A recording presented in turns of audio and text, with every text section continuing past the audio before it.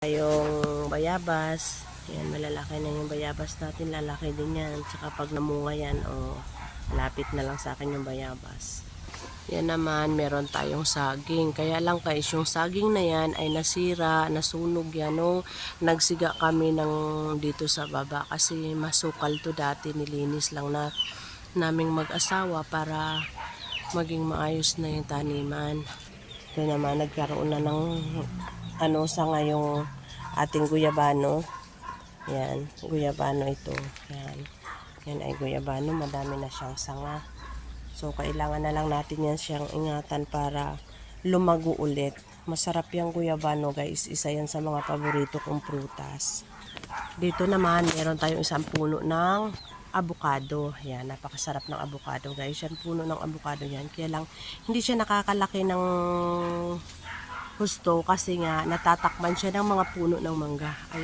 Ayan guys, puro mga puno ng mangga yan. So, hindi siya nakakalaki kasi natatakpan. And besides, hindi siya masyadong naaarawan. Pero, nagsusurvive pa rin siya. Iwan ko lang nga kung mamumunga nga. Yan, avocado. Yan, tingnan nyo yan. Puro-puro ng mangga yung nasa paligid namin. Ayan, yung kubo-kubo na nakikita nyo ay dating kulungan ng baboy ko yan. May alaga akong baboy dyan. Ngayon, nasira na siya, syempre. Antay na lang ng tamang desisyon kung anong gagawin dyan. Diba? Ito pala, itong na to ay pakwan. So, meron tayong pakwan na nandito ngayon. Ayan, guys. Come on, Jasmine.